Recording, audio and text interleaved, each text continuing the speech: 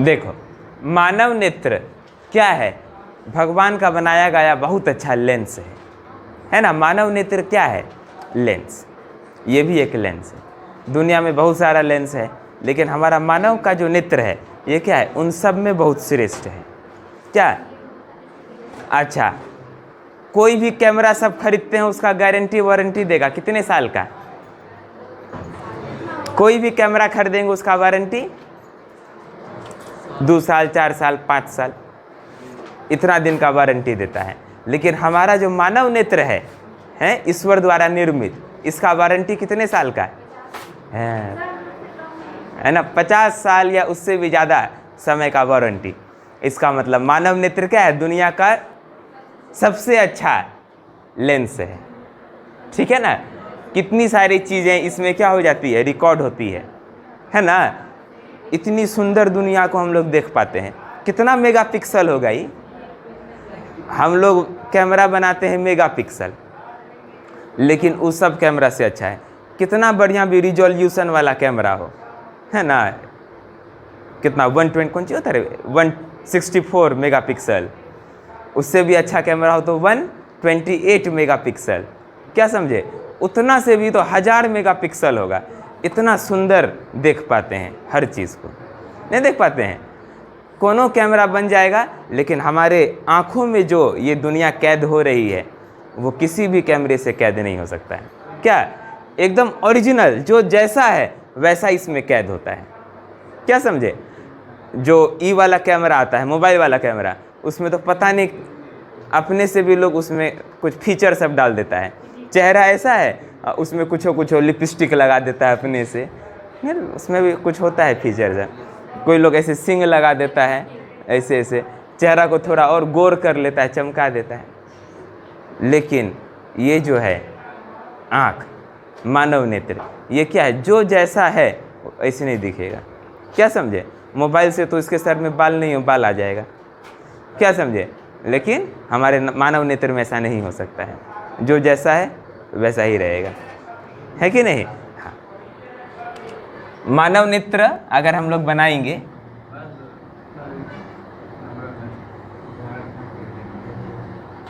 कुछ इस प्रकार से गोलाकार होता है।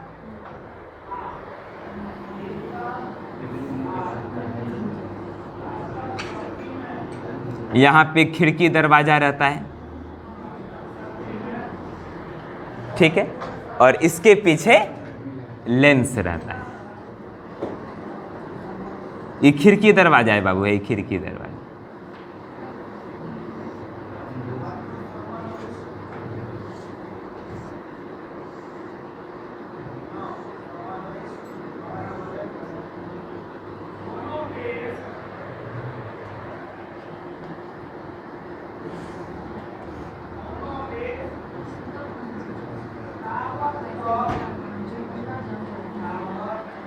आंख के सबसे अग्रभाग को क्या कहते हैं? है ना? आंख के सबसे अग्रभाग को कहते हैं कॉर्निया। क्या कहते हैं? कॉर्निया। हमारे आंखों में जो ये उजला उजला दिख रहा है वो क्या है? कॉर्निया है। ठीक है ना? तो आंख के सबसे अग्रभाग को कहते हैं कॉर्निया।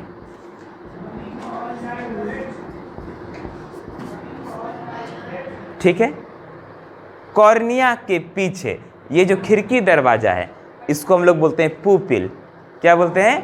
पुपिल। ये जो बीच में ये जो जगह है, खाली जगह, इसको क्या बोलते हैं? इस खाली जगह को, इस खाली जगह को पुपिल कहते हैं। क्या कहते हैं? पुपिल।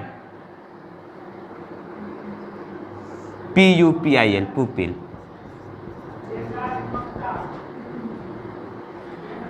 अच्छा, ये जो प्यूपिल है, इसके आकार को हम लोग एडजस्ट कर सकते हैं। किसके द्वारा? ये इसके द्वारा। आइरिस कहते हैं इसको। क्या कहते हैं? आइरिस। पुपिल के आकार को हम लोग एडजस्ट कर सकते हैं आइरिस के द्वारा। पुपिल के आकार को हम लोग एडजस्ट कर सकते हैं किसके द्वारा? आइरिस के द्वारा। समझ गए? अब जैसे देखो, पुपिल क्या होता है? जैसे हमारा ये हो गया उजला पोर्शन, उसके बाद एक काला पोर्शन है आँख में, उस काला काला बॉल जो है उसके अंदर एक और काला काला है, छोटा सा, है कि नहीं? वही जो वो काला के अंदर जो छोटा काला है वही है पुपिल। वही क्या है? पुपिल। क्या समझे? आँख उजला, उसके बाद काला गोला, किसी किसी का भूरा भी होता है, और उसके अंदर एक और छोटा सा काला गेंद है, एकदम छोटा गेंद। वही जो छोटा गेंद है उसी को हम लोग क्या कह रहे हैं? प्यूपिल। समझ गए? अब देखो प्यूपिल का क्या काम है। हमारे आंखों में जो प्रकाश प्रवेश करती है वो प्यूपिल के द्वारा ही करती है। हमारे आंख में जो प्रकाश प्रवेश करती है किसके द्वारा? प्यूपिल। सोचो इतना बड़ा पहले उजला है, इधर से आंख में प्रकाश प्रवेश नहीं कर रहा है, उजला उजला जो है उधर से प्रकाश एंटर नहीं कर रहा है। क्यों? क्योंकि वो अपारदर्शी है, ओपेक है, इधर से प्रकाश नहीं गुजर सकता है। वो जो उजला उजला है ना उसमें से प्रकाश नहीं गुजर सकता है। क्यों? क्योंकि वो ओपेक है, अपारदर्शी है, प्रकाश उसमें से नहीं गुजर सकता है। समझ गया? उसके बाद जो वो काला काला गोल गोल है उसके अंदर एक और काला काला है, वही जो इतना छोटका काला काला है उसी उतने में से प्रकाश अंदर जाता है। बाद बाकी इतना बड़का आँख है उसमें से प्रकाश नहीं जाता है। किस में से जाता है? वो जो छोटका सा जो काला काला है पुपिल, इसी में से प्रकाश अंदर जाता है। बाद बाकी इधर से कहीं जगह नहीं है जाने का, इधर सबसे कहीं जगह नहीं है, जगह केवल यहाँ पर है प्रकाश जाने का। ठीक है? अब देखो पुपिल का आकार बड़ा छोटा हो सकता है, पुपिल का आकार बड़ा छोटा हो सकता है। और पुपिल का आकार को कौन एडजस्ट करता है? आइरिस एडजस्ट करता है। ठीक है? कई बार ऐसा होता है कि हम लोग अभी बहुत प्रकाश है, अचानक से लाइट काट दें, या बहुत अगर मान लो हम लोग रोशनी में हो, धूप में हो, और अचानक से एकदम अंधेरे कमरे में प्रवेश कर जाएं, आँख चौंधियाने लगता है। या फिर अगर सूर्य को कुछ सेकंड देख लें, कुछ सेकंड, ठीक है ना, कुछ सेकंड सूर्य की तरफ देख लें और आँख हटाएं, आँख के आगे अंधेरा अंधेरा आने लगेगा। सूर्य को देखें कुछ देर, अचानक से हटाएंगे वहाँ से आँखों को तो आसपास अंधेरा अंधेरा हो जाएगा। ऐसा क्यों होता है बोलो तो?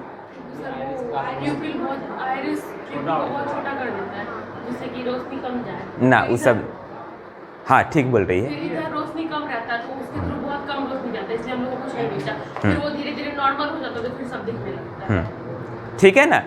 लड़का बातचीत नहीं करो। जब हम लोग देखते हैं सूर्य को, जब हम लोग किसको देख रहे हैं? सूर्य को, तो सूर्य के पास तो बहुत ज़्यादा प्रकाश है ना, बहुत ज़्यादा लेवल का प्रकाश है। तो क्या होता है, उतना प्रकाश हमारी आँखों को नहीं चाहिए, तो प्यूपिल अपने साइज को छोटा कर लेता है। प्यूपिल अपने साइज को क्या कर लेता है? छोटा कर लेता है, जिसके कारण कम प्रकाश ही हमारे आँखों में प्रवेश करे। अब क्या होता है, अचानक से वहाँ से आँख हटाएं तो प्यूपिल का साइज तो छोटा था, क्योंकि सूर्य को देख रहे हैं तो प्यूपिल का साइज क्या था? छोटा था। अचानक से वहाँ से आँख हटाएं, अभी क्या है, प्यूपिल का साइज छोटा है तो कम प्रकाश प्रवेश करेगा। नहीं बाबू जाना नहीं है, बाहर नहीं जाना है, नहीं यहीं बहुत भैया हैं, किसी से पूछ लेना, अभी बैठे रहो। ठीक है? तो पुपिल का आकार क्या है बाबू? छोटा है। अचानक से हटाए वहाँ से आँखों को तो क्या होगा? अभी छोटा है, कम आँख में प्रकाश प्रवेश करेगा, है ना। अब कितना प्रकाश प्रवेश करेगा? कम प्रकाश प्रवेश करेगा, जिसके कारण क्या होगा, हम लोगों को आसपास अंधेरा दिखने लगेगा, है ना। क्योंकि कम प्रकाश जा रहा है अब आँखों में तो आसपास क्या दिखेगा? अंधेरा दिखेगा। क्या समझे? इसका उल्टा, यदि हम लोग अंधेरे से अचानक से सूर्य को देखने लगे तब भी थोड़ा सा आँख में कुछ लगेगा, है ना। अचानक से मुंह नीचे करो, अचानक से इसको देखो तब भी थोड़ा इफेक्ट महसूस होगा। या यहाँ वेपर जल रहा होता तब और मज़ा आता। क्या समझे? अचानक से हम लोग वेपर की ओर देखेंगे तो आँख पे कुछ अलग सा असर पड़ता है ना, थोड़ा देखने में दिक्कत होता है ना। दो बार आँख को ऐसे फरफराना पड़ेगा। ऐसा क्यों होगा? इसके पीछे भी वही कारण, जब हम लोग सामान्य रोशनी में थे तो हमारे पुपिल का आकार कुछ सामान्य था। अचानक से वेपर को देखें, अब अचानक से बहुत प्रकाश प्रवेश करेगा। अचानक से बहुत जब प्रकाश प्रवेश कर जाएगा तो आँखों को थोड़ा सा डिस्टर्ब होगा। ठीक है? अब क्या होगा, कुछ देर जब वेपर को देखते रहेंगे तब ये प्यूपिल अपने आप को एडजस्ट कर लेगा, ताकि छोटा कर लेगा, ताकि उतना ही प्रकाश जाए जितना आँखों को ज़रूरत है। ठीक है ना। तो इस प्रकार से पुपिल क्या करता है, अपने साइज को एडजस्ट करते रहता है। किसकी मदद से? आइरिस की मदद से। किसकी मदद से करता है? आइरिस की मदद से। आइरिस के ठीक पीछे ये हमारा है दुनिया का सबसे सुंदर लेंस, नेत्र लेंस। ठीक है ना, आई लेंस, जो कि एक उत्तल लेंस है, एक कन्वेक्स लेंस है ना। आ जाता है आई लेंस, जो कि क्या है? एक कन्वेक्स लेंस है। इसके पीछे जो ये खाली जगह है, ये एक द्रव से भरा रहता है। किससे भरा रहता है? द्रव, मतलब लिक्विड से भरा रहता है। आंखों में आंसू आता है ना, क्या समझे? कौन सा लिक्विड है? इसको बोलते हैं विट्रस ह्यूमर, कचाव द्रव्य।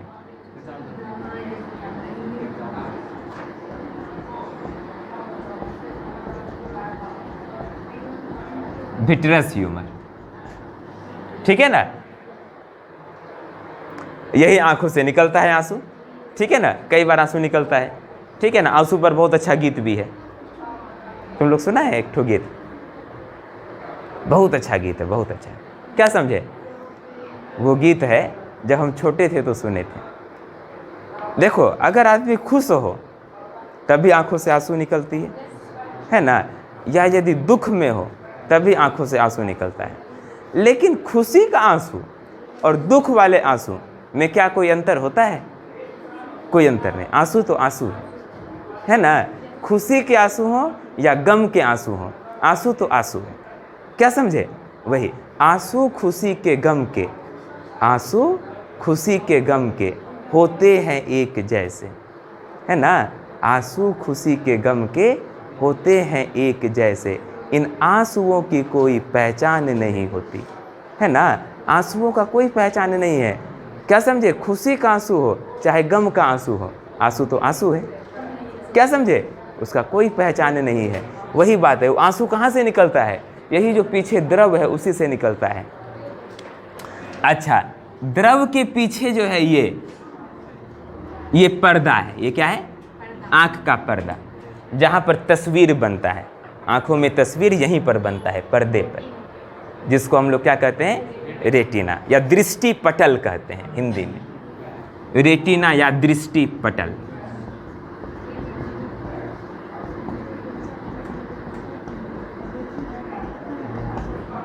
ठीक है। और ये क्या है बाबू? अब देखो, हमारी आंखों पर या आंख के पर्दे पर जो प्रतिबिंब बनता है, इमेज बनता है, वह उल्टा बनता है। क्या बनता है? उल्टा। क्योंकि ये कन्वेक्स लेंस है, उत्तल लेंस है। उत्तल लेंस हमेशा उल्टा प्रतिबिंब बनाता है। उत्तल लेंस क्या करता है? उल्टा प्रतिबिंब बनाता है। लेकिन हम लोग सभी वस्तुओं को तो सीधा देखते हैं। प्रतिबिंब बनेगा उल्टा, लेकिन हम लोग दुनिया को तो सीधा देखते हैं। तो वो सीधा कैसे होता है? रेटिना पर जो प्रतिबिंब बनता है वो उल्टा बनता है। रेटिना पर जो प्रतिबिंब बनता है कैसा बनता है? उल्टा। लेकिन हम लोग दुनिया को किस तरह से देखते हैं? सीधा देखते हैं। तो ये उल्टा प्रतिबिंब सीधा कैसे हो जाता है? ये प्रकाशिक स्नायु के द्वारा। किसके द्वारा? प्रकाशिक स्नायु के द्वारा, ऑप्टिक नर्व के द्वारा, जो हमारे मस्तिष्क से जुड़ा रहता है ना। प्रकाशिक स्नायु किससे जुड़ा रहता है? मस्तिष्क से जुड़ा रहता है। तो यहाँ पे जो इमेज बना है, उल्टा इमेज, इसका मैसेज चला जाता है कहाँ पर? ब्रेन में, है ना। जैसे देखो, यहाँ पे भी हमारे शरीर में भी मैसेज ट्रांसफ़र होता है ना। तुम लोग पढ़ा होगा बायोलॉजी में, है ना। आग को छूते हैं, अचानक से हाथ पीछे हटता है। ये सब तुम लोग बायोलॉजी में पढ़ा होगा। रिफ्लेक्स एक्शन, अचानक से हाथ पीछे हट जाता है। इतना जल्दी मैसेज ट्रांसफ़र। देखो, हमारा जो ये मस्तिष्क है, पूरे शरीर का कमांड यही करता है। क्या समझे? पूरे शरीर का कमांड किसके हाथ में है? मस्तिष्क के हाथ में। अगर शेर आ जाए, कोई भी मान लो खतरे की चीज़ आ जाए, अचानक से हम लोग भागने लगते हैं। ये ऑर्डर कौन दिया? मस्तिष्क देता है। लेकिन कितना जल्दी ऑर्डर देता है ना। अगर हम लोग किसी गर्म चीज़ को छुएं, अचानक से हाथ छुए हटा, कितना फास्ट हुआ। लेकिन ये छूने से हटने तक में हमारे शरीर में बहुत मैसेज ट्रांसफ़र हुआ है। क्या समझे? पहले तो छुए, हाथों से मैसेज ट्रांसफ़र हुआ कहाँ तक? मस्तिष्क तक। वहाँ से बोला है गर्म है, तुरंत मैसेज गया, हटाओ हाथ, हाथ हटा लिए। कितना ज़ोर से ये ट्रांसफ़र, कितना तेज़ी से ट्रांसफ़र हुआ है। और ये शरीर के किस सिस्टम में आता है? ये सब इतना ट्रांसफ़र सब जो होता है, नर्वस सिस्टम। हिंदी में क्या बोलते हैं नर्वस सिस्टम को? तंत्रिका तंत्र, है ना। उसी के द्वारा ये मैसेज ट्रांसफ़र होता है।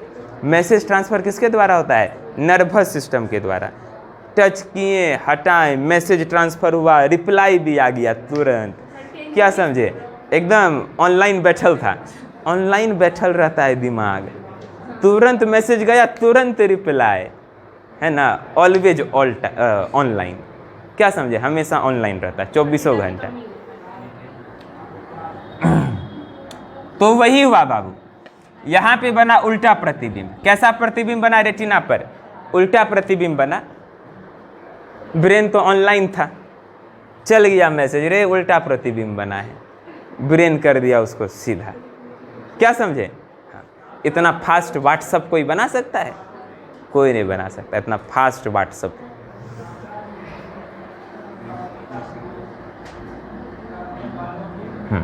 ये है प्रकाशिक स्नायु, ऑप्टिक नर्व।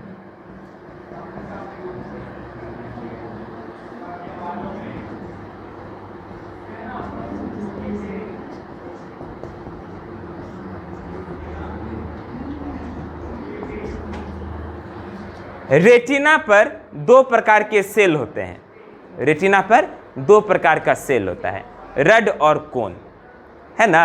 रेटिना पर बाबू दो प्रकार का सेल, कोशिका होता है। रेटिना पर दो प्रकार का कोशिका होता है, जिसको क्या कहते हैं? रड और कोन, है ना। रड और कोन, ठीक है ना। दो प्रकार का सेल होता है रेटिना पर। ये रड मतलब छड़ के आकार का रहेगा, उसको रड कहें। और दूसरा सेल कौन सा है? कोन के आकार का होता है, शंकु के आकार का होता है। तो रेटिना के ऊपर दो ठो सेल रहता है, रड और कोन, ठीक है ना। दो प्रकार का सेल रहता है, रड्स और कोन्स, ठीक है। इस चित्र को बना लेंगे। अब एक एक करके सभी भागों पर चर्चा कर लेंगे।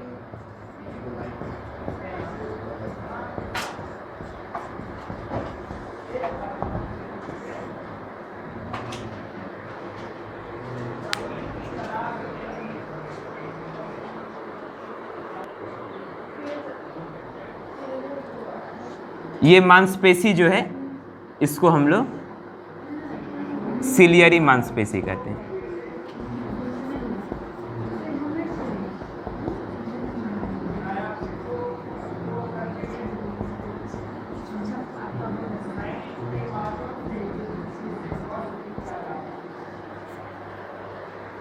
सिलियरी मसल्स, सिलियरी मांसपेशी कहते हैं। रड और कोन को दंड और शंकु भी कहते हैं। रेटिना पर जो दो गो होता है, दो गो सेल जो होता है, रड्स एंड कोन्स, इसको दंड और शंकु भी कहते हैं। दो गो सेल होता है, दंड और शंकु।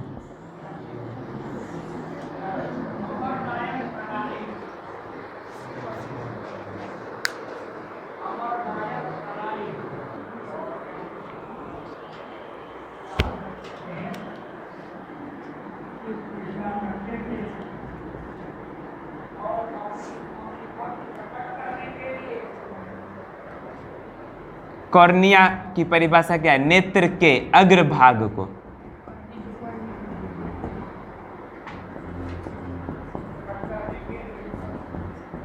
कॉर्निया कहते हैं।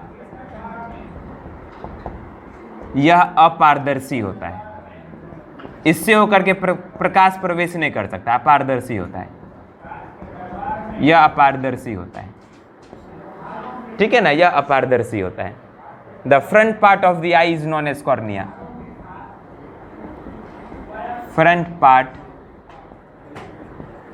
Of the eye is known as cornea. आंख के फ्रंट पार्ट को क्या बोलते हैं? कॉर्निया। और यह क्या होता है? ओपेक होता है, अपारदर्शी, लाइट इससे एंटर नहीं कर सकता है। इट इज ओपेक, या ओपेक होता है।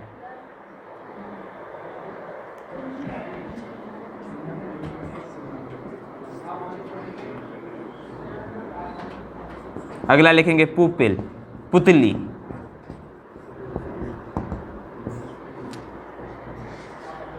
है ना, पुतली क्या है बाबू? प्रकाश के प्रवेश, आंख में प्रकाश के प्रवेश करने का खिड़की दरवाजा है। समझ गया?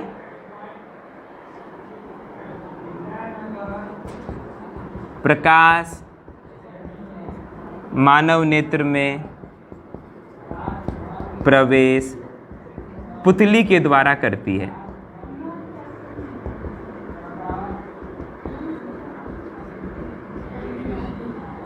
है ना, प्रकाश मानव नेत्र में प्रवेश पुतली के द्वारा करती है।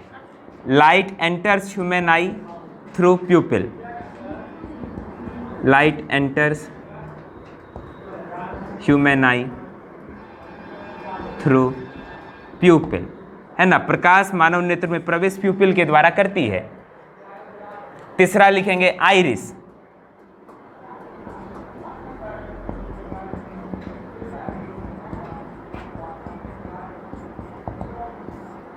आइरिस क्या होता है? सब समझा चुके हैं। प्यूपिल के आकार को एडजस्ट किया जाता है आइरिस के द्वारा। है ना, प्यूपिल के आकार को एडजस्ट किया जाता है आइरिस के द्वारा। पुतली के आकार को, पुतली के आकार को नियंत्रित, पुतली के आकार को नियंत्रित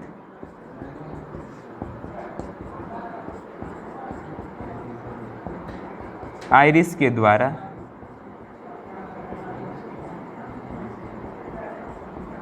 किया जाता है। पुतली के आकार को नियंत्रित आइरिस के द्वारा किया जाता है।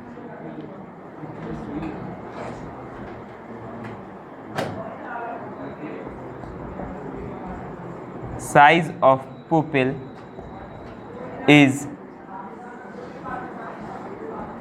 Controlled by iris. चौथा नंबर लिखेंगे नेत्र लेंस, आई लेंस।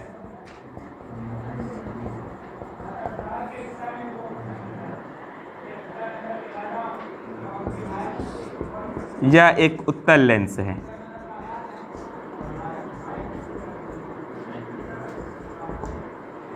ये किस पदार्थ का बना होता है नेत्र लेंस? जिलेटिन पदार्थ का। किसका बना होता है? जिलेटिन का। यह जिलेटिन से बना होता है।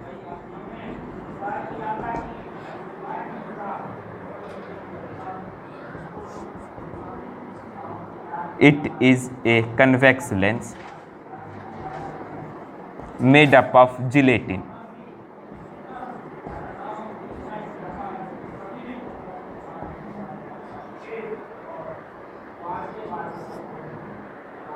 सिलियरी मांसपेशी, सिलियरी मसल्स।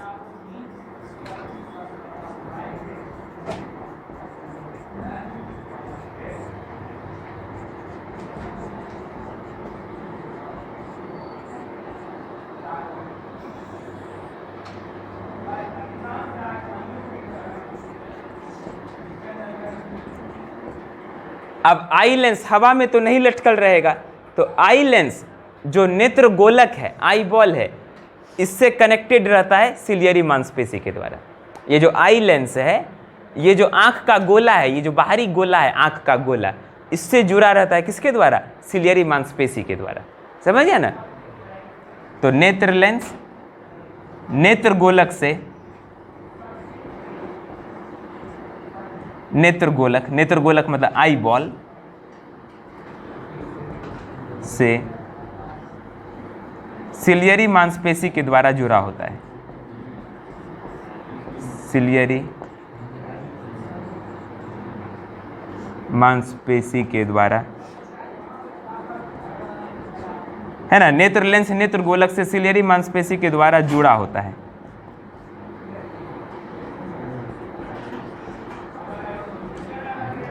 नेत्र लेंस नेत्र गोलक से सिलियरी मांसपेशी के द्वारा जुड़ा होता है।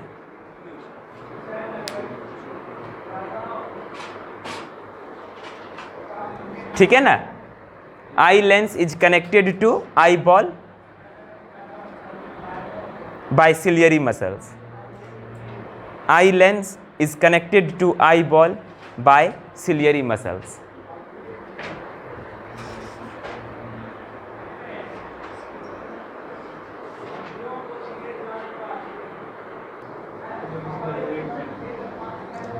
दृष्टिपटल रेटिना बाहरी वस्तु का प्रतिबिंब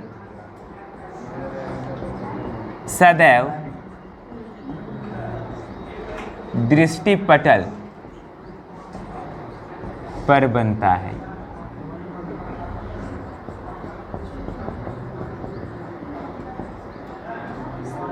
यह प्रतिबिंब उल्टा बनता है। यह प्रतिबिंब उल्टा बनता है।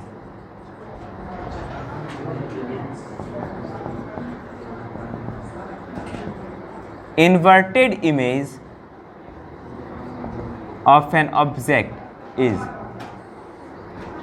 formed on retina. Inverted image of an object is formed on retina. किसी भी ऑब्जेक्ट का इन्वर्टेड इमेज कहाँ पर बनता है बोलो? रेटिना पर बनता है। किसी भी ऑब्जेक्ट का इन्वर्टेड इमेज कहाँ पे बनता है? रेटिना पर बनता है। अब प्रकाशिक स्नायु ऑप्टिक नर्व।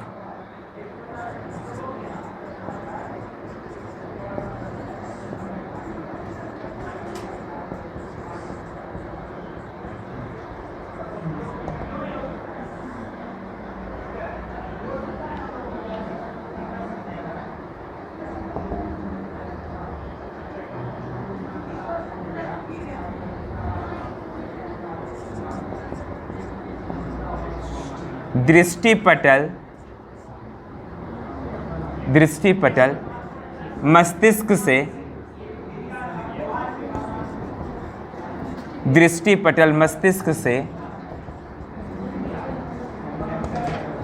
प्रकाशिक स्नायु के द्वारा जुड़ी होती है।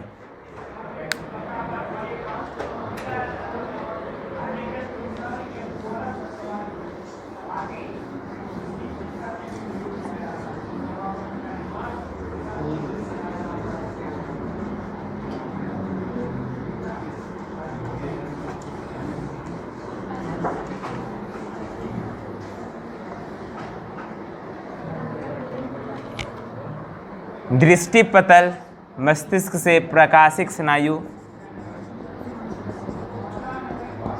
के द्वारा जुड़ी होती है। यह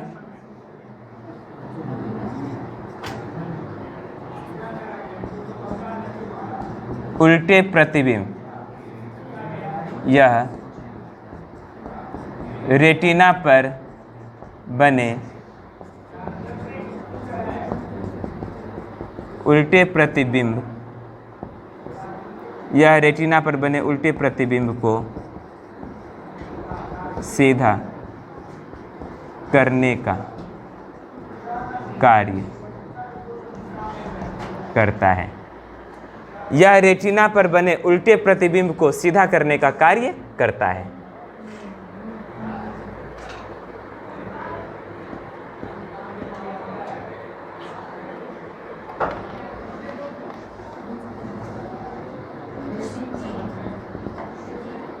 Retina is connected to brain. Retina is connected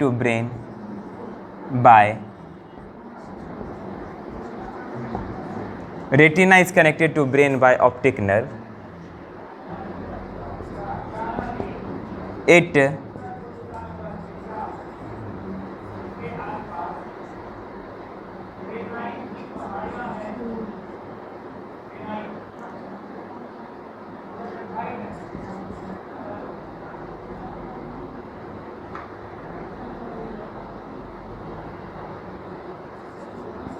it makes erect image. ये क्या कर देता है, इमेज को इरेक्ट करने में मदद करता है। It helps to convert inverted image formed on retina into erect image। ठीक है, तो retina is connected to brain by optic nerve. It helps to convert inverted image formed on retina into erect image.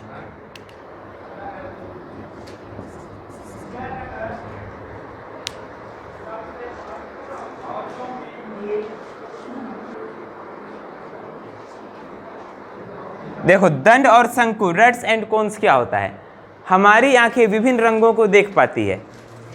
हमारी आंखें जो है विभिन्न रंगों को देख पाती है। किसके कारण? नहीं, कोन्स के कारण, शंकु के कारण। कैसे याद रखेंगे? सी से कोन, सी से कलर। ठीक है ना? तो कोन्स जो है मदद करता है कलर्स को देखने में। ठीक है, सी से कोन, सी से कलर। ये जो कोन्स है किसको देखने में मदद करता है? कलर्स को देखने में मदद करता है। ये जो शंकु कोशिका है, शंकु, कोन का मतलब शंकु, तो शंकु मदद करता है कलर को देखने में, रंग को देखने में, है ना? तो सी से कोन, सी से कलर। तो कोन मदद करता है कलर को देखने में। यदि किसी व्यक्ति के अंदर ये कोन कोशिका नहीं हो तो वो रंगों में भेद नहीं कर पाएगा। क्या समझे? उसको लाल, ग्रीन, येलो सब रंग एक समान, ब्लैक एंड वाइट दिखेगा खाली। क्या समझे? यदि किसी मनुष्य के अंदर क्या नहीं हो, बोलो, कोन नहीं हो, तो उसको विभिन्न रंग नहीं दिख पाएगा, उसको सब चीज़ उजला और काला ही दिखेगा। तो इतने सारे रंग हम लोग देख पाते हैं किसके कारण? बस इसके कारण, कोन के कारण। समझ गया ना? शंकु के कारण। ठीक है, इसमें कंफ्यूजन नहीं हो इसके लिए याद रखेंगे सी से कोन और सी से कलर, दोनों सी से है। तो कोन मदद करता है कलर को देखने में। इंग्लिश में ही याद रखना। लिखो, शंकु कोशिका रंगों के प्रति संवेदनशील होती है। शंकु कोशिका रंगों के प्रति संवेदनशील होती है। तो शंकु कोशिका जो है ये रंगों के प्रति क्या होती है? संवेदनशील होती है। इसी की मदद से हम लोग विभिन्न रंगों में अंतर कर पाते हैं। इसी की मदद से हम लोग विभिन्न रंगों में अंतर कर पाते हैं।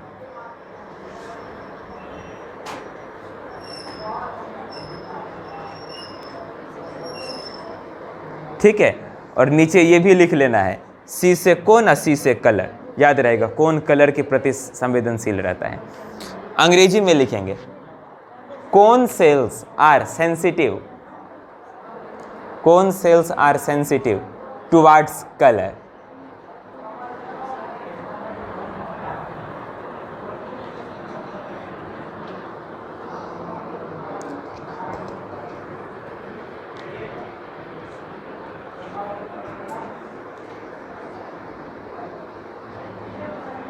है ना? Cone cells are sensitive towards colour. It helps to distinguish different colours. It helps to distinguish different colours. यह विभिन्न रंगों में भेद करने में मदद करता है। यदि किसी व्यक्ति के अंदर कोन सेल्स ना हो, उस व्यक्ति को कौन सा बीमारी होगा? है ना? यदि किसी व्यक्ति के अंदर कोन सेल ना हो, उसको कलर ब्लाइंडनेस हो जाएगा, कलर में अंतरे नहीं दिखेगा, सब कलर एक जैसा दिखेगा। हिंदी में इसको कहते हैं वर्णांधता हो जाएगा उसको, है ना? वर्णांधता, है ना? वर्ण के प्रति अंधा हो जाएगा वो। लिखेंगे, किसी व्यक्ति के, हाँ, किसी व्यक्ति में यदि शंकु कोशिका की कमी हो, किसी व्यक्ति में यदि शंकु कोशिका की कमी हो, तो किसी व्यक्ति में यदि शंकु कोशिका की कमी हो तो उसे वर्णांधता नामक बीमारी होगी, तो उसे वर्णांधता नामक बीमारी होगी। वर्णांधता,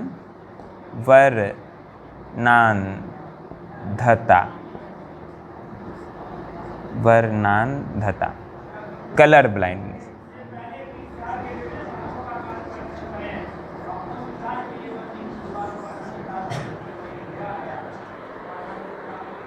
A person without cone cells will suffer from color blindness. A person with lack of cone cells suffer from color blindness. एक वैज्ञानिक थे बाबू जो वर्णांध थे, कलर ब्लाइंड थे। बोलो तो कौन? एक वैज्ञानिक थे जो कुछ अच्छी चीज की खोज किए हैं, लेकिन वो कलर ब्लाइंड थे। कौन से वैज्ञानिक थे? अच्छा देखो, एटम के बारे में बहुत लोग थ्योरी दिए हैं, है ना, बहुत लोग दिए हैं। रदरफोर्ड भी दिए हैं, नील्स बोर भी दिए हैं, है ना। उसके पहले जे थॉमसन भी दिए थे। जे थॉमसन जो थे बाबू वो कलर ब्लाइंड थे। क्या समझे? जे थॉमसन क्या थे? Colour blind. जे थॉमसन क्या थे? Colour blind. J Thomson atom के बारे में बहुत कुछ सिद्धांत दिए थे, परमाणु का सिद्धांत दिए थे, सर्वप्रथम वही दिए थे जे थॉमसन, है ना। तो सर्वप्रथम परमाणु का सिद्धांत कौन दिए थे? J Thomson. वो कलर ब्लाइंड थे, वर्णांध थे। क्या समझे? जे थॉमसन को जोकर थॉमसन भी कहते हैं, जे से जोकर। क्या समझे? हाँ।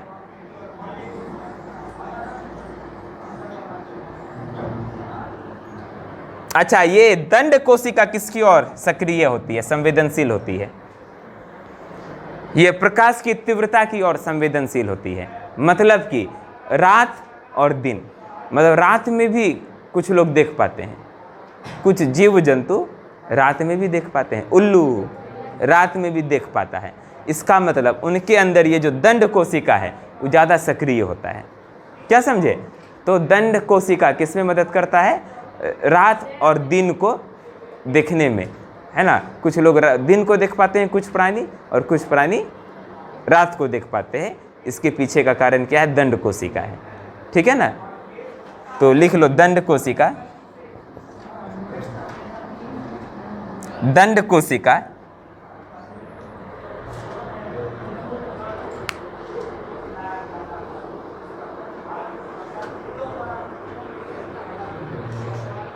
प्रकाश की तीव्रता के प्रति संवेदनशील होती है। प्रकाश की तीव्रता मतलब इंटेंसिटी ऑफ लाइट, प्रकाश की तीव्रता के प्रति संवेदनशील होती है।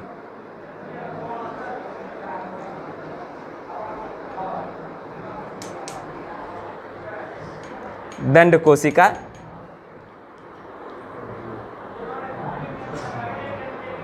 प्रकाश की तीव्रता के प्रति संवेदनशील होती है। कुछ जीव जैसे कि उल्लू, कुछ जीव जैसे कि उल्लू, जैसे उल्लू शब्द बोलते हैं ना तो ऐसा लगता है कि ये मनुष्य से बहुत जुड़ा हुआ है, क्योंकि मनुष्य में भी तो बहुत उल्लू होता है कि नहीं? तो ऐसा लगता है कि किसी आदमियों को बोल रहे हैं उल्लू। क्या नहीं बोल रहे हैं? ठीक है। कुछ जीव जैसे कि उल्लू रात को भी देख पाते हैं। कुछ जीव जैसे कि उल्लू, कोई उल्लू होगा यहाँ, रात को भी देख पाते हैं। यह दंड कोशिका के कारण हो पाता है। यह दंड कोशिका के कारण हो पाता है। अंग्रेजी में लिखेंगे rod. Rod cells are sensitive towards brightness. Red cells are sensitive towards brightness of light. Are sensitive towards brightness of light.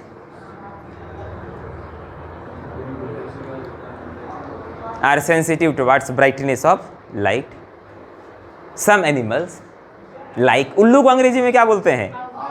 Owl, हाँ हाँ, ठीक है, तब तुम लोग उल्लू नहीं है लगता है। Some animals like owl can see in the night, can see in the night due to the presence of,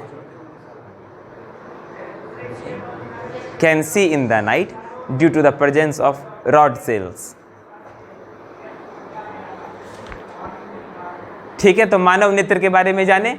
अब देखो, कोई भी दुनिया का क्या हो, यंत्र हो, उसके अंदर खराबी आता है ना, है? कोई भी यंत्र हो, अच्छा से अच्छा यंत्र भी हो, जिसका वारंटी 5 साल 10 साल का, उसके अंदर भी खराबी आता है ना। अच्छा, ये खराबी क्यों आता है? यदि रख रखाव किसी भी सामान का, किसी भी यंत्र का यदि रख रखाव अच्छा नहीं होगा तो जल्दी खराब होगा कि नहीं होगा ना। उसी प्रकार से हमारा मनुष्य का शरीर भी है। क्या समझे? इसका एक एक अंग जो है ये तुमको पता चलेगा बहुत कीमती है। यदि तुमको किसी भी प्रकार का कुछ बीमारी हो जाए या थोड़ा सा भी, मान लो पैर में चोट लग जाए। अभी हम लोग अपने पैर की कीमत को नहीं समझे हैं बाबू, है ना, अभी अपने पैर की कीमत को नहीं समझ रहे हैं। लेकिन मान लो किसी को पैर में चोट लग जाए, किसी का पैर टूट जाए, तब समझ में आएगा पैर का महत्व क्या है। दुनिया चल रही होगी लेकिन हम लोग बैठे भी होंगे या सोए भी होंगे, तब पैर के महत्व को समझ पाएंगे। नहीं समझ पाएंगे, काश मेरा भी पैर ठीक होता, हम भी चल पाते, हम भी खेल पाते, हम भी दौड़ पाते, है ना। उसी प्रकार से अभी यदि हम लोगों के पास आँख है, इसके महत्व को नहीं समझ पा रहे हैं। यदि आँख किसी कारणवश डैमेज हो जाए तब इसके महत्व को समझ पाएंगे। कितनी पीड़ा होगी अंदर से, जब दूसरों को देखेंगे देखते हुए और हम नहीं देख पा रहे होंगे, कितनी पीड़ा होगी। नहीं होगा पीड़ा, बहुत दर्द होगा बाबू। इसीलिए देखो, हम लोगों को बहुत कुछ ऐसे ही मिल गया है। क्या समझे? बहुत कुछ बाबू ऐसे ही मिल गया है, लेकिन उसकी कद्र नहीं कर पाते हैं। वो तभी उसके महत्व को समझ पाएंगे जब वो चीज़ हमसे दूर चली जाए। क्या समझे? हाँ, ये चीज़ है। अभी कुछ दिन पहले थोड़ा सा खेलते समय हमको चोट लगा था पैर में, तब हम अपने पैर के महत्व को समझे थे। ठीक है ना, उस दिन अपने पैर के महत्व को समझे। क्या समझे कि पैर कितना महत्वपूर्ण है। सब बच्चा सब खेल रहा था और हम नहीं खेल पा रहे थे, मतलब पैर बहुत महत्वपूर्ण है। पैर रहेगा तभी तो उठ पाएंगे, खड़े हो पाएंगे, खेल पाएंगे, है कि नहीं। तब क्या होगा, हम लोग अपने शरीर की कद्र करेंगे, इसका सही से मेंटेनेंस करेंगे, है ना। तो अभी हम लोग किस चीज़ पे चर्चा कर रहे थे? किसी भी यंत्र का मेंटेनेंस यदि अच्छा होगा तो वो ज़्यादा दिन चलेगा। सुनो इधर ध्यान से, किसी भी यंत्र का यदि देख रेख रख रखाव अच्छा होगा तो क्या होगा, वो ज़्यादा दिन चलेगा। देखो, हमारा जो ये मनुष्य का जो शरीर है ये भी यंत्र है एक प्रकार का, है ना। इसका भी यदि हम लोग अच्छे से देख रेख करेंगे तो ये ज़्यादा दिन तक चल पाएगा, है ना। हमारी आयु दीर्घ होगी और इसमें बीमारी कम से कम लगेगा। और यदि इसका देख रेख अच्छा नहीं करेंगे तो ये क्या होगा, जल्दी खराब हो जाएगा। कभी ये रोग लगेगा, कभी दांत में, अच्छा दांत के महत्व को समझा है कभी? जब दांत में दर्द हो तब दांत के महत्व का समझ में आता है। लेकिन ऐसे दांत के महत्व को नहीं समझते हैं, इसमें कचरा पे कचरा डालते रहते हैं। कभी इससे च्युइंगम चबाते हैं, कभी टॉफ़ी चबवाते हैं, पता नहीं क्या क्या चबवाते हैं, कभी मीट चबवाते हैं, पता नहीं क्या क्या चबवाते हैं इससे। अरे भैया, इसका भी लिमिट है। हर यंत्र का लिमिट होता है कि नहीं? हमारे दांत का कुछ लिमिट नहीं है। क्लास में बैठे रहते हैं, चबाते, बढ़िया दांत सराओ अपना। क्या समझे? तुम्हारा ही दांत सर रहा है फिर भी चबा रहा है। अभी पता नहीं चलता है, कुछ दिनों के बाद निश्चित दांत में दर्द चालू होगा। क्या समझे? अच्छा सुनो, दांत में दर्द हुआ है कभी? किसको किसको हुआ है? एकदम भयंकर दर्द दांत में, ठीक है ना। कितना कष्ट होता है बाबू, शरीर के किसी भी पार्ट में रोग लग जाए कितना भयंकर कष्ट होता है। दर्द हुआ, एक दांत उखाड़वा लिए, कितना दांत उखड़वाएंगे जी, फिर भी आदत नहीं बदलें। उसमें डाल रहे हैं टॉफ़ी, चॉकलेट, कौन सी डाल रहे हैं, गुटखा फुटका भी डाल देता है कुछ लोग, क्या समझे? तो क्या होगा? गड़बड़ हो रहा है ना। हर पार्ट जो होगा हमारा धीरे धीरे डैमेज हो रहा है यदि सही से देख रेख नहीं करेंगे।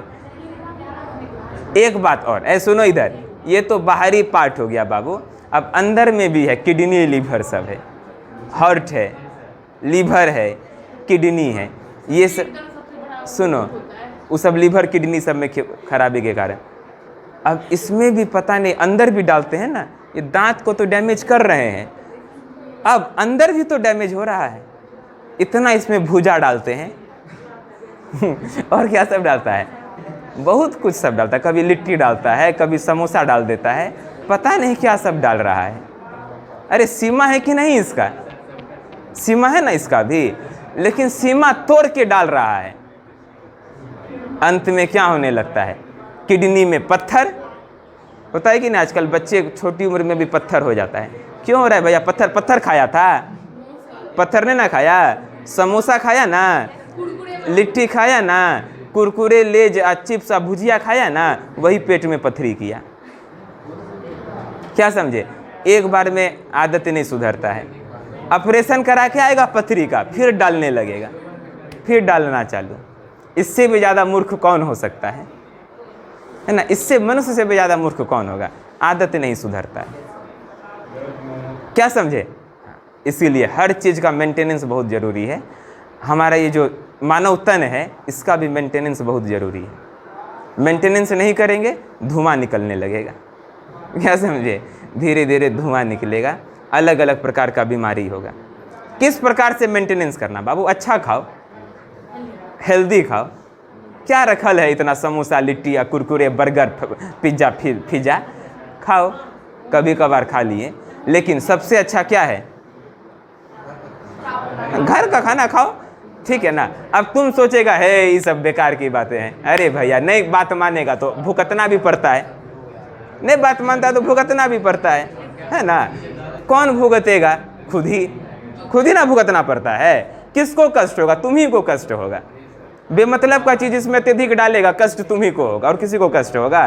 पैसा सोचो, एक तो पैसा खरीद के डाल रहे हैं, और जब बीमारी लगेगा तो और पैसा का नुकसान, एम्स में भर्ती हो जाके, ठीक है ना, और बड़का अस्पताल में जाके हो भर्ती, ठीक है ना। मतलब अपने ही पैर पे और अपने ही कुल्हाड़ी मारते हैं, है ना, इतना बकवास का चीज़ खा पी के।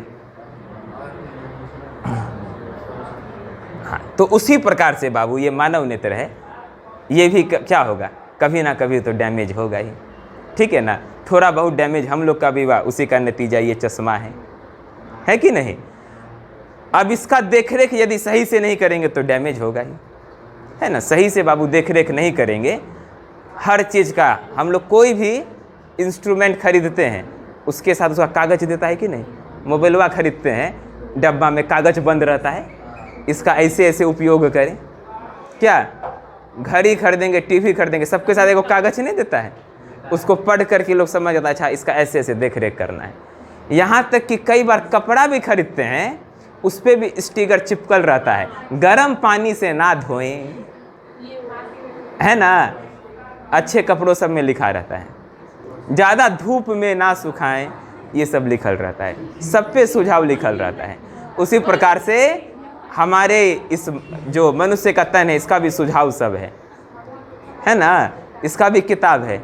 उस सुझाव को नहीं मानेंगे तो जल्दी डैमेज होगा। आँख भी डैमेज हो जाता है, उसी प्रकार से डैमेज होता है तो 5-6 प्रकार का बीमारी धरता है, ठीक है ना। जब आँख डैमेज होता है तो 5-6 प्रकार का बीमारी धरता है। उसमें से एक बीमारी जो बच्चों में सबसे ज़्यादा लोकप्रिय है ना, बच्चों में सबसे ज़्यादा फेमस है, जिसके कारण चश्मा लग जाता है। कैसे लगता है ना? दूर का नहीं दिखता है, दूर दृष्टि दोष बाबू, निकट का ही बोलती है, दूर का नहीं दिखता है, निकट का दिख जाता है ना। चश्मा हटाएंगे, किताब यहाँ नज़दीक में रखेंगे तब दिखेगा, ठीक है ना। लेकिन यदि थोड़ा सा दूर बैठेंगे तब उसको बोर्ड नहीं दिखाई पड़ता है, क्या समझे। ये दूर दृष्टि दोष हुआ। ये सबसे ज़्यादा किस में पाया जाता है, किस जंतुओं में पाया जाता है? बच्चों जैसे जंतुओं में पाया जाता है। समझ गया कि नहीं? हाँ। अब ये बच्चों में क्यों इतना ज़्यादा बढ़ रहा है? मेरा आँख बाबू नज़दीक से पढ़ने के कारण खराब है, निकट दृष्टि दोष नहीं। देखो हुआ क्या, निकट से पढ़ने के कारण बच्चों में जो चश्मा लगता है, हमको टीवी देखने के कारण नहीं लगा, अभी बता देते हैं। हमको मोबाइल देखने के कारण नहीं लगा, क्यों लगा? निकट से पढ़ने के कारण लगा। क्या समझे?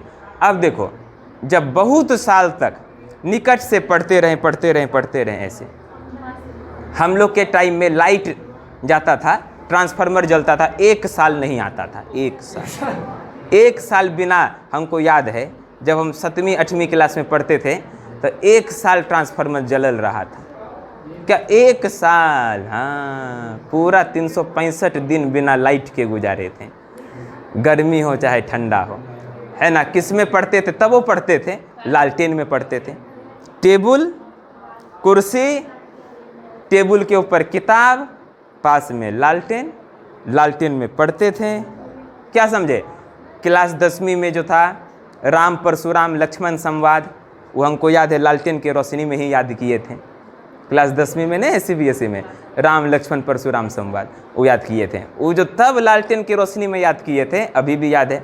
उसके बाद देखिए नहीं, नाथ संबुधनी भंजनी हारा होई है के हो एक दास तुम्हारा, आय सुकाह कहिए किन मोही, सुनी रिसाई बोले मुनि तो ही, सेवक सो जो करी सेवकाई, अरि करनी करी करे लड़ाई। लालटेन में पढ़ करके याद किए थे, याद है अभी तक। सुनो, तो बहुत दिन तक नज़दीक से पढ़ने के कारण आँख को आदत लग गया नज़दीके देखने का। फिर जब क्लास में गए बहुत दिन के बाद पढ़ने के लिए, तो बोर्ड दिखिए नहीं रहा था, है ना, क्योंकि आदत लग गया था निकट से पढ़ने का। इसीलिए फिर दूर थोड़ा सा भी वहाँ पे बैठे थे, बोर्ड नहीं दिख रहा था, तब चश्मा लगा 11th क्लास में। अब देखो, साल भर क्या था, लाइट कटल था। एक दिन हम लोग देखें, दोपहर का समय था, गर्मी का मौसम था, रोड पर से ट्रक में लाद करके ट्रांसफार्मर जा रहा था। हम लोग बहुत खुश हुए कि अब 2-3 दिन में लाइट आ जाएगा। क्या समझे? हम लोग इंतज़ार कर रहे थे कब नया ट्रांसफार्मर आएगा। अब तो तुम लोग को पता नहीं चलता है कब ट्रांसफार्मर जलता है, कब लग जाता है, पता भी नहीं चलता है। ये तो घटना तुम लोग सुना भी नहीं होगा, ट्रांसफार्मर जलबो करता है? नहीं जलता है बाबू, ट्रांसफार्मर जलता है। हम लोग उसको भोग चुके हैं 1 साल तक बिना लाइट के। और जब नया ट्रांसफार्मर आता था बीरपुर से 1 साल के बाद, तब बहुत खुशी मनाते थे, रोड पर देखते रहते थे, भीड़ लगता था, नया ट्रांसफार्मर आया। क्या समझे? बहुत खुशी मनाते थे, अब 2-3 दिन में लाइट आ जाएगा। और जब लाइट बॉल जलता था 1 साल के बाद, वाह, उस दिन तो खुशी का माहौल रहता था। 1 साल के बाद बल्ब जला, उजला बल्ब नहीं होता था, पीला बल्ब, पीला बल्ब जलता था, बहुत खुश होते थे। क्या पंखा के दिन उस दिन बहुत अच्छा से सोते थे। क्या समझे? हाँ।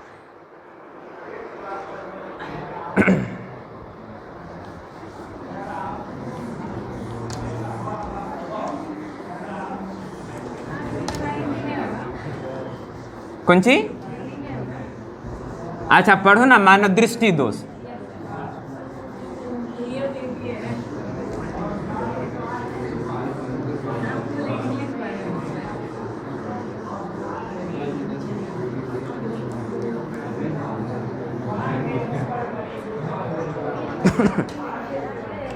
दृष्टि दोष,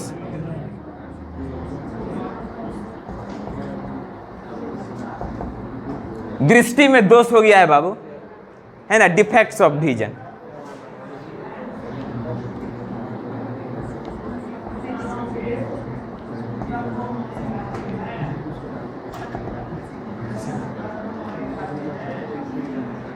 डिफेक्ट्स ऑफ विजन लिखो,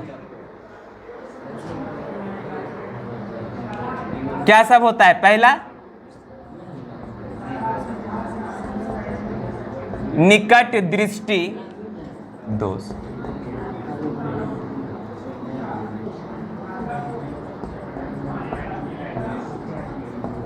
शॉर्ट साइटेडनेस,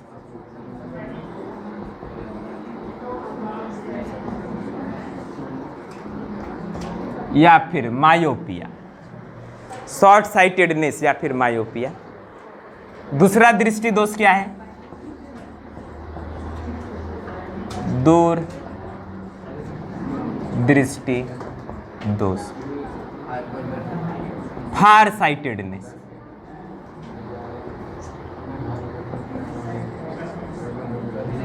हाइपरमेट्रोपिया,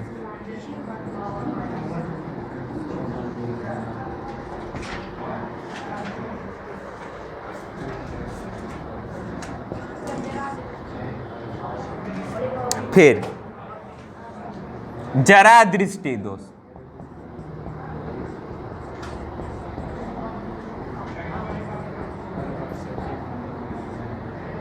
प्रेस बायोपिया,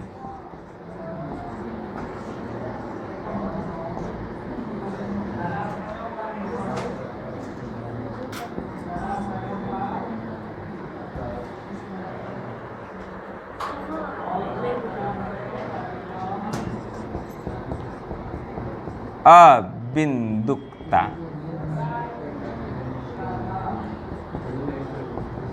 एस्टेग्मेटिज्म।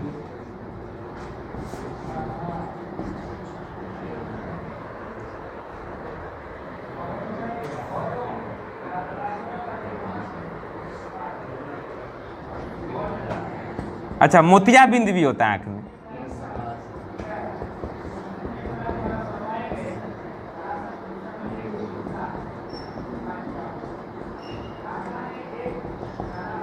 एक वर्णांधता, वो तो बताइबे किए।